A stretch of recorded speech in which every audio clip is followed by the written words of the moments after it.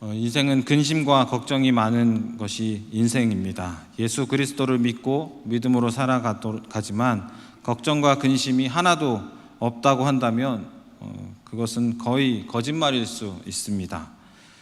그냥 쉽게 생각한다, 걱정하지 않고 나는 그냥 생각하는 거야 이렇게 얘기할 수도 있지만 사실은 걱정하는 거죠. 근심하는 것이고요.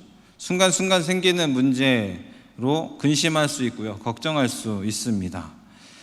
건강에 문제가 생기면 건강에 대한 근심이 생기죠. 운전할 때 특히 이제 만약에 남편이나 아니면 자식들이 운전을 자주 하는 것, 멀리 운전을 하면 부모 된 자는 걱정을 합니다. 안전해야 될 텐데, 사고 나지 않고 잘 다녀야 될 텐데 걱정을 하죠. 화재나 천재지변에 관해서도 걱정을 합니다. 태풍 올라왔죠. 그래서 태풍 올라오면서도 걱정을 많이 합니다. 제가 그리고 저희 가족이 이제 미국에 있을 때 저희 부모님은 미국 뉴스만 나오면 그렇게 크게 걱정을 하셨습니다. LA에서 무슨 살인 사건이 나면 걱정이 한가득이었습니다. 시카고에서 LA까지는요 비행기로 4시간 걸립니다. 인천공항에서 비행기로 4시간이면 필리핀 마닐라를 갈 수 있습니다. 그런데 그러던 중에 이제 시카고 다운타운에서 총격 사건이 났다. 참고로 제가 살 때 미국에서 가장 위험한 도시 3번째가 시카고였습니다. 당당하게 3위를 했죠. 그러니까 위험한 도시는 맞는데, 그러니까 만약에 그런데 사건이 나면 엄청 큰 걱정을 하십니다. 제가 살던 데는 글렌뷰라는 이제 도시인데, 그거는 우리나라로 치면 서울 근교, 일산이나 부천이나 안양 같은 그런 도시 개념으로 생각하시면 됩니다. 그래서 제가 살던 데에서 시카고 다운타운까지 가려면 차로 40분에서 1시간 가야 됩니다. 다운타운에서 무슨 일이 나도 사실은 아무런 영향력이 없는데 부모님은 걱정하시는 거죠. 자녀에 대한 사랑은 그 거리를 생각하지 않는 것이 부모의 사랑입니다.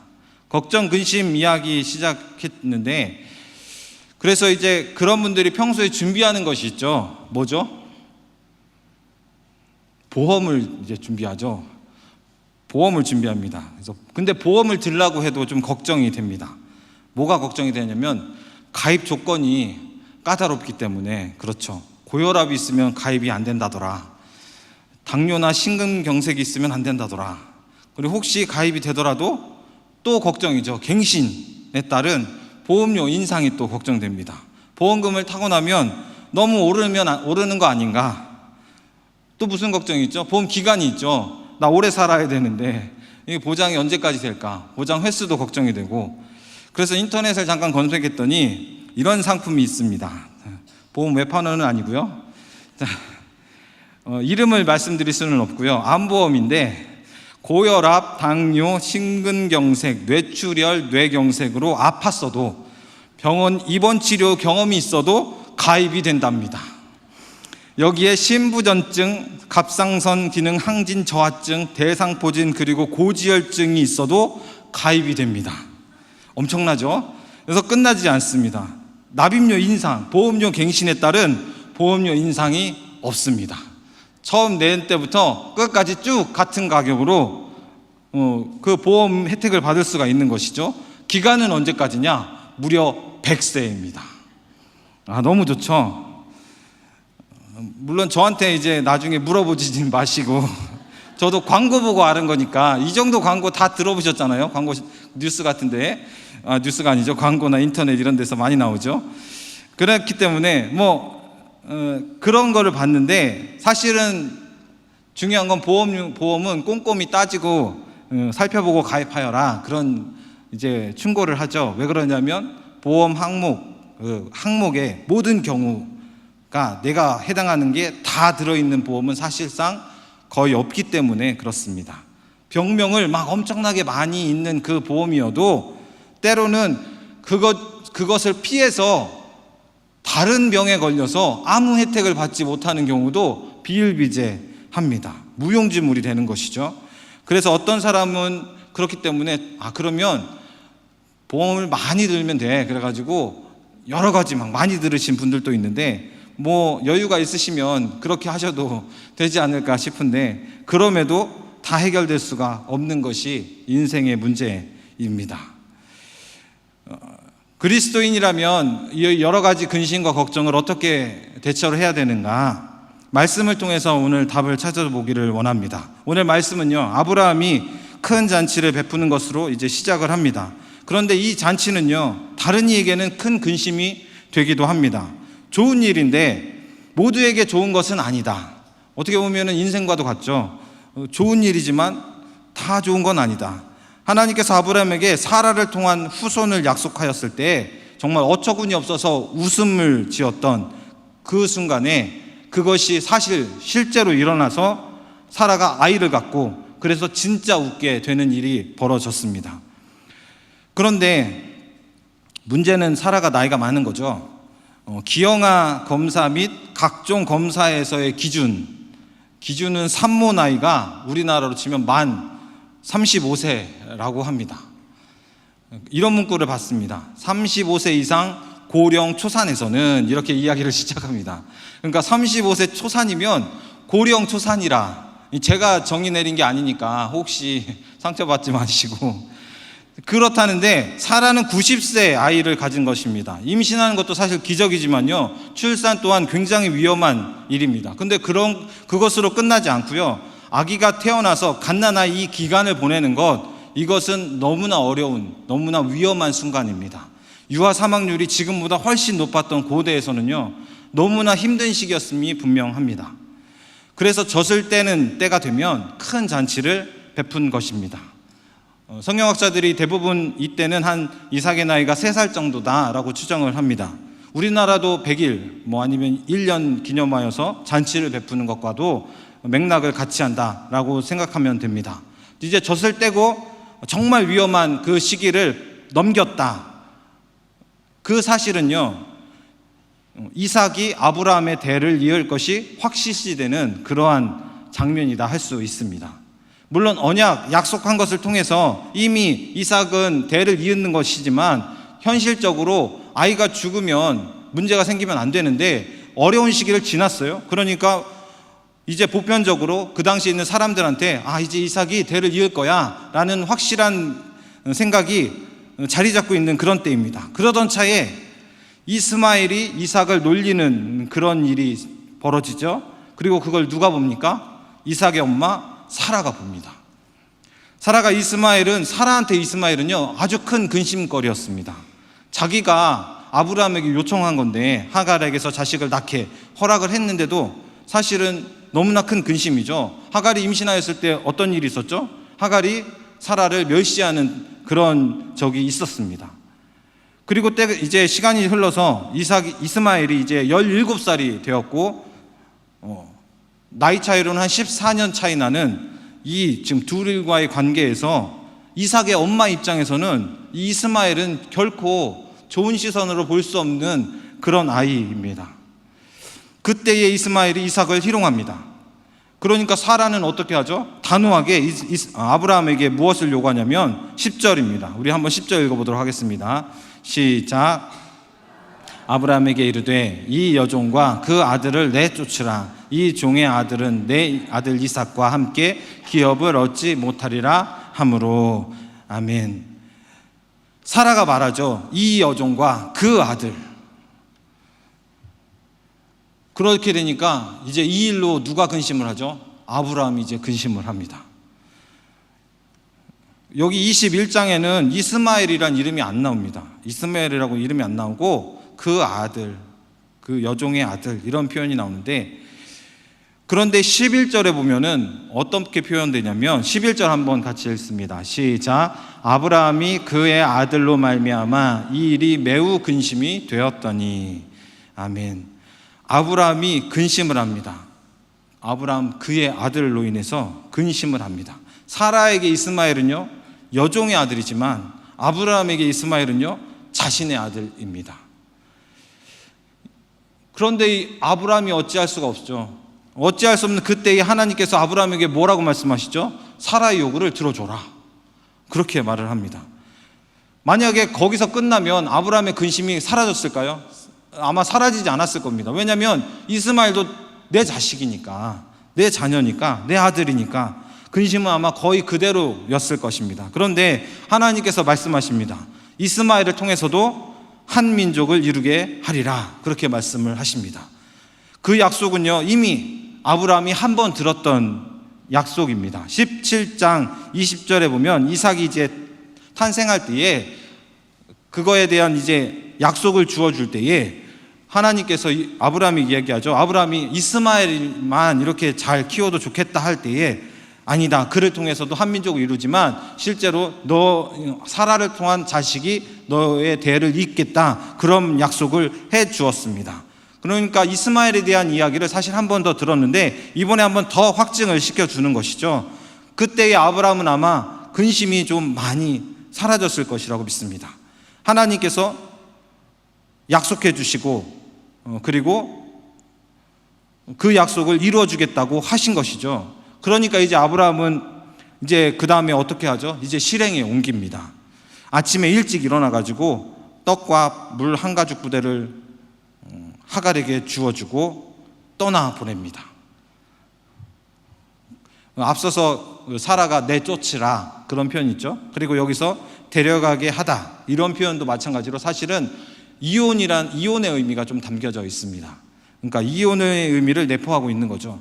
이혼하는 거죠. 이제 낡은 염소 가죽으로 만들어진 이 물 한 가죽 부대는요, 한 약 15리터쯤 들어간다고 합니다. 15리터의 물을 주고 떡을 주고 이제 아브라함이 여종과 자신의 아들을 내어 보냈습니다. 그러니까 이제 여기서는 누구에게 근심이 찾아오죠? 하갈과 이스마엘에게 큰 근심이 찾아옵니다. 근심이 극에 달하죠. 물 15리터가 있고 떡이 있는데 다 떨어지기 전에 거처를 찾아야 되는 것입니다. 그런데 어떻게 됐다고 그러죠? 여기 보면 부엘세바 광야에서 방황하다가 결국에 물도 다 떨어지고 바닥나 버렸습니다. 이제 하갈이 이스마엘을 어떻게 하죠? 관목 덤물 아래에다가 둡니다. 그리고 자신은요, 화살 한바탕 거리 떨어져서 마주 앉아서 바라봅니다. 이유가 나오죠. 아이가 죽는 것을 참아 보지 못하겠다. 그렇게 하갈이 그의 아들에게서 떨어졌는데 사실 이 화살 한바탕 거리는요, 소리는 안 들리는 거리인데 보이는 거리입니다. 화살을 쏴서 날아가는 거리쯤입니다. 그러니까 그때 화살이면 물론 지금도 마찬가지지만 소리는 잘 안 들려요. 소리가 들리지 않지만 보이는 거리죠. 그럼 하갈의 말이 맞지 않는 거죠. 아이가 죽는 것을 참아보지 못하겠다. 엄마로서 그렇지 못하는 것이죠. 이것을 통해서 성경학자는 뭐라고 하냐면, 하갈은 자신의 아픔을 찢어놓은 이 아이의 울음소리를 듣지 않기 위해, 그리고 마음껏 혼자 울기 위해 실제로는 멀리 앉아있다, 이렇게 해석을 했습니다. 죽음을 앞둔 순간에 그때에 못 보는 거죠. 모성애로 그 아이의 울음소리 들을 수도 없고 아이에게 자신의 울음소리를 들려주고도 싶지 않은 거죠. 그래서 떨어져 있는 것입니다. 그런 죽음을 앞두고 있는 이 순간에 하나님의 사자가 하갈을 부릅니다. 그리고 두려워하지 말아라, 그러면서 위로해 줍니다. 그러면서 말씀하시죠. 저 아이의 소리를 내가 들었다. 우리 17절 한번 읽도록 하겠습니다. 17절 시작. 하나님이 그 어린아이의 소리를 들으셨으므로 하나님의 사자가 하늘에서부터 하갈을 불러 이르시되, 하갈아 무슨 일이냐, 두려워하지 말라, 하나님이 저기 있는 아이의 소리를 들으셨나니. 아멘. 두 번 하나님께서 들었다고 말씀합니다. 하갈의 기도가 아니라 아이의 기도를 들었다, 그렇게 말씀을 하고 있습니다. 이 사건의 전체적인 직접적인 원인을 제공한 것은 누구냐면 이스마엘입니다. 이스마엘이 이삭을 희롱했기 때문에 사라는 그것 때문에 격분하였고요. 그리고 내쫓김을 당했고 이 지경이 되었습니다. 그때에 누가 울부짖죠? 이스마엘이 울부짖은 겁니다.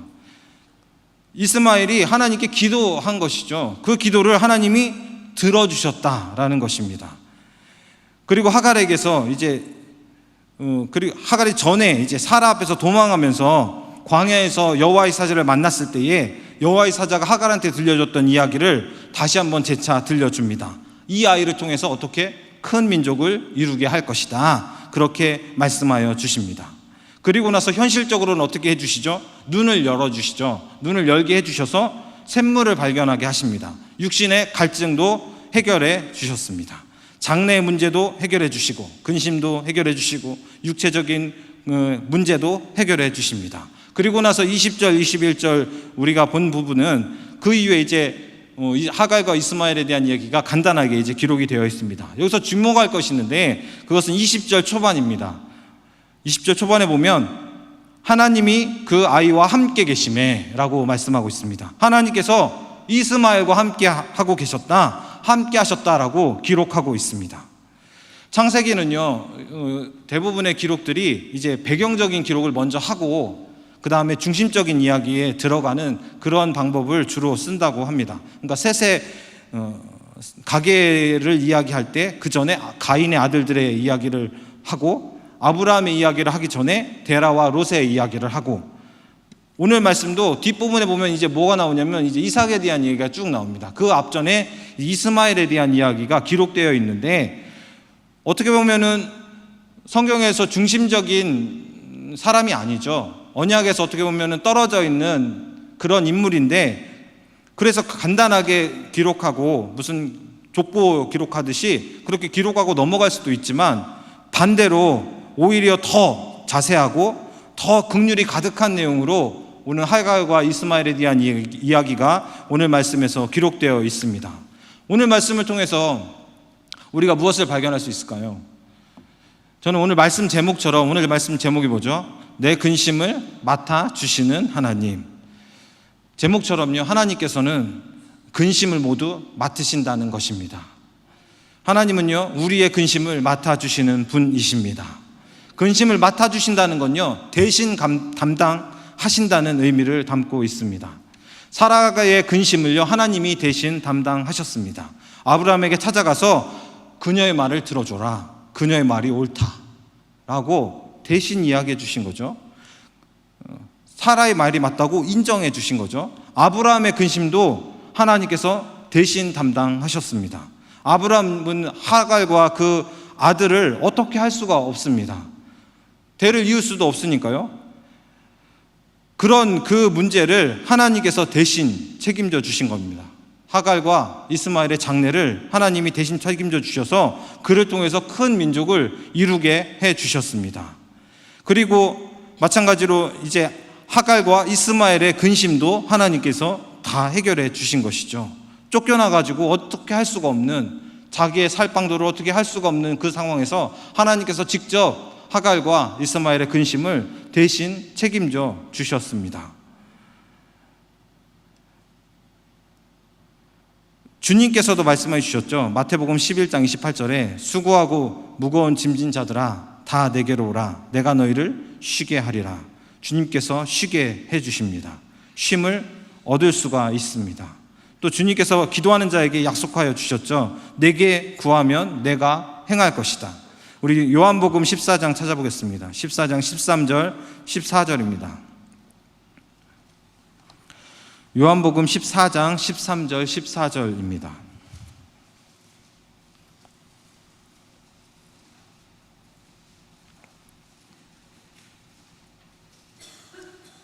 요한복음 14장 13절 14절 함께 읽도록 하겠습니다. 시작. 너희가 내 이름으로 무엇이든 구하든지 내가 행하리니 이는 아버지로 하여금 아들로 말미암아 영광을 받으시게 하려 함이라. 내 이름으로 무엇이든지 내게 구하면 내가 행하리라. 아멘. 근심하는 것들을 주님 앞에 내어 놓으시기를 바랍니다. 주님께서 대신 맡아 주십니다. 대신 맡아서 해결해 주십니다. 우리 죄의 문제도 대신 맡아서 해결해 주신 분이 주님이십니다. 우리 삶 가운데서 찾아오는 근심거리들, 스스로 감당할 수 없는 어려운 문제들, 주님 앞에서는 아무것도 아닙니다. 나는 어려운데 감당하려고 애쓰지 말고 주님 앞에 다 내려놓으시면 주님께서 해결해 주십니다. 말씀을 마치고자 합니다. 주님께 다 내어 맡기시기를 바랍니다. 다 대신 맡아주시고 대신 해결해 주십니다. 우리 시간에 함께 우리 찬양 한 곡 하고 같이 기도했으면 좋겠습니다. 우리 어디 갔죠? 자.